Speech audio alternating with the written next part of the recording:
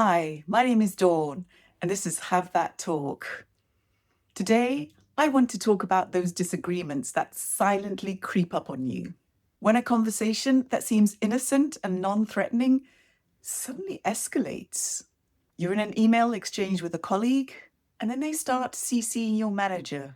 What's happening there? This is something that Friedrich Glasl has researched for many years. Glasl is an Austrian conflict researcher whose work in the 1980s led to his Escalationsmodell, his escalation model. His premise was that conflict doesn't appear just as a straight line, but in 9 stages, which he clustered in groups of 3.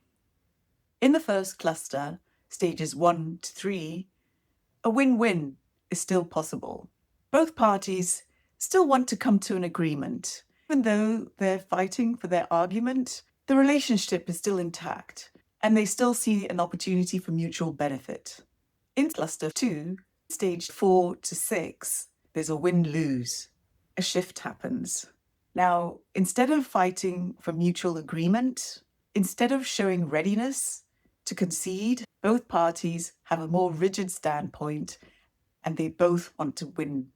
The risk is high that you'll lose face if you lose the argument. Huge status threat. The third cluster, stages 7 to 9, is the lose-lose. Both parties are out for blood. They're willing to accept damage to themselves in order to win, and they have no mercy when it comes to the other.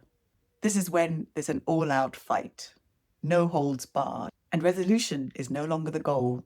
So let's quickly go through all 9 stages so that you can see the progression. Stage 1 is when tension hardens. Could be a difference in opinion. It could be somebody who feels that their autonomy is being capped. It could be somebody who feels they've been let down by their colleague. Tension. And if unresolved, this moves on to stage 2, where the conflict intensifies. This is where the tension that may have been unspoken before breaks out into the open. Somebody snaps. There's a harsh tone, perhaps a quarrel, an argument. Now the conflict is out in the open. In stage 3, there's still an opportunity for a win-win, but the words become deeds. So instead of threats to cut the budgets are cut. Instead of threats to pull you off that project, you're pulled off that project. There's still an opportunity to talk about it, but things are getting real now because you're on the edge. If you don't pull it back, you move into the win-lose cluster. In stage 4, this is when both parties look for allies to support their case. This is when your colleague has a conversation with the manager. This is when stakeholders seek allies to support their proposal. Basically, both parties are putting together an army, getting ready to fight. Stage 5 is when trust breaks down. This is when the finger pointing becomes even harsher. Complaints are made to HR. Your credibility is thrown into question. You're ridiculed, humiliated in public. The other party uses all these insinuations in order to claim the victory for themselves. Which brings us to level 6, where all those insinuations are actually turned into action. The window for diplomacy is getting smaller and smaller, and the means for victory are getting more unfair and more radical. The intention here is to show your own power so that the other person feels smaller and caves in. And things get really heated up in stages 7 to 9. This is when there are only losers. Nobody wins. In level 7, the destruction begins. The matter at hand is no longer the issue. The goal now is to destroy you, or at least inflict as much damage as possible so that you can't recover and fight back. Now, in a workplace setting, this is rare because there are guardrails. There's HR, there are company policies and processes that prevent things from escalating to this stage. And the same thing applies with level 8, fragmentation. where physical and psychological attacks are not excluded. And level 9, when both parties fall off the cliff.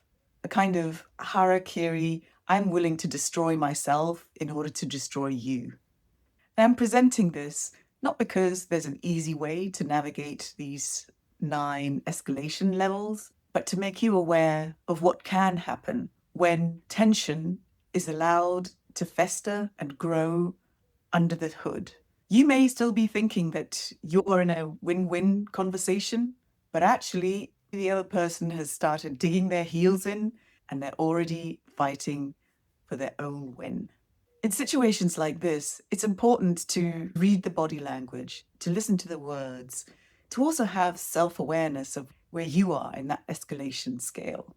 Because at any point in time, before it comes to an all-out fight, there's an opportunity to pause, take a break, take a step back, and realign. This is the whole premise of my videos here, to get people talking, to intervene before the situation gets out of hand. And that's why I created the Threat Navigator, to help you practice before you go in and are taken by surprise, blindsided by whatever happens. So lift your head, look at the horizon, keep your eyes open, and have that talk. Okay? I'll see you next time.